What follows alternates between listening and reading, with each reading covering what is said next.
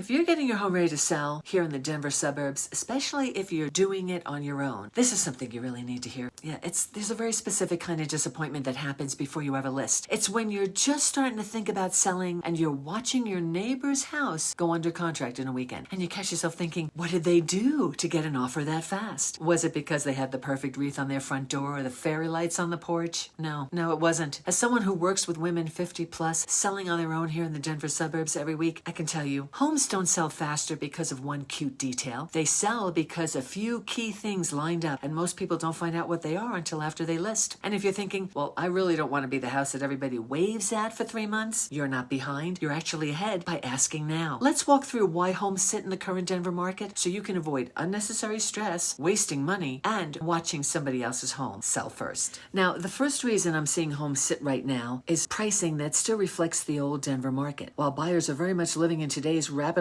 changing and shifting market environment, buyers are comparing everything. Highlands Ranch to Littleton, Aurora to Lakewood, HOA fees, taxes, metro districts, condition, all of it, before they ever step foot in your home. So when a home is priced even slightly above where it feels right, buyers don't rush in and negotiate anymore. They pause or they move on. Now, this isn't about underpricing your home. It's about positioning it so it feels the safest, smartest choice in a crowded field, especially if we're talking condos and townhomes right now. And once price feels even a little off, buyers start looking harder at everything else, which brings us to the second reason I'm seeing homes sit. Condition feels risky. That's why condition matters. Condition matters more in this Denver market, not because buyers expect perfection, but because they're more cautious. Buyers aren't walking in thinking, oh, this house is terrible. They're thinking, how many unknowns am I about to sign up for? When buyers see deferred maintenance, older systems, or projects they can't easily price out, hesitation creeps in, especially with today's interest rates and house prices. And in a market where they can choose between a few similar homes across different suburbs, uncertainty is often the deal breaker. It doesn't mean you need to remodel your entire house. Most sellers don't, and you shouldn't. But it does mean that buyers want clarity. They want to feel like they understand what they're walking into. Surprises are great for birthdays, not so much for home inspections. This is also why knowing which upgrades actually help and which ones can just drain your time and money makes such a difference. And I broke that down in my last video. I've pinned that video here, and I'll also link it again at the end so it's easy to find when you're ready. And once the price and condition are mostly in the right place, there's one more reason that homes still sit. And most sellers don't realize it's happening. It's first impressions. And most first impressions in the Denver market don't happen at showings anymore. They happen online. Buyers are scrolling through listings way before they ever decide which homes are worth seeing in person. And if the photos don't show clearly the space, the light, or how the home actually lives, buyers don't say, let's go see it.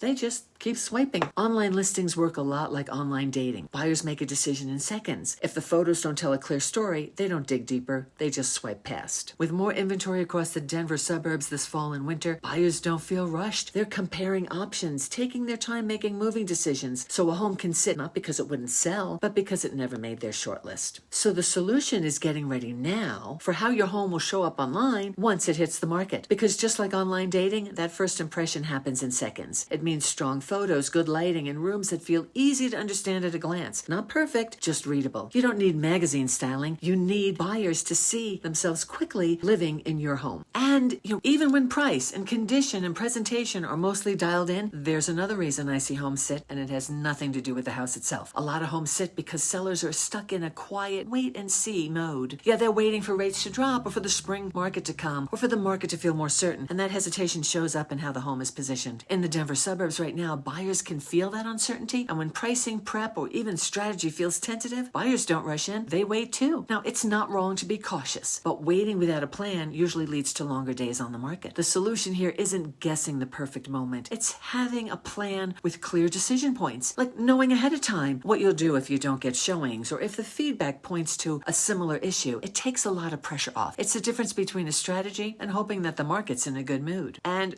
I say it again, even with a solid plan in place, there's one more reason homes sit that often surprises sellers. Your home isn't being judged on its own, it's being compared. Buyers in the Denver suburbs aren't just looking at one house at a time, they're comparing price, condition, location, HOA fees, taxes, and what they want across several homes. So a home can be perfectly nice and still lose out if it doesn't clearly stand out against what else is available that week or in your neighborhood. And this happens a lot when buyers are choosing between similar homes within a same neighborhood, or different suburbs, or an established neighborhood with a newer build down the road. That doesn't mean your home needs to win every category, but it needs needs to be positioned clearly so buyers understand why it's the right home for them. When buyers aren't sure, they don't move. If we haven't met yet, hi, I'm Peggy Durstoff, a realtor with Live Denver Suburbs, powered by HomeSmart, and I specialize in helping women over 50 sell their homes with confidence, especially when they're doing it solo and they want a clear plan instead of guesswork. What I hope you're taking away from this is that homes usually don't sit because of one big mistake. They sit because of small misalignments: price, condition, presentation, timing, and competition. And when you understand those before you list, you stay in control. That's what prevents disappointment and frustration. Now, if you want help knowing which upgrades actually help your home sell and which ones just drain your wallet, watch my next video, Home Upgrades That Add Value. It's linked here so you can watch it next. And it pairs perfectly with what we've talked about today. Thank you so much for watching, and I'll see you on the next video.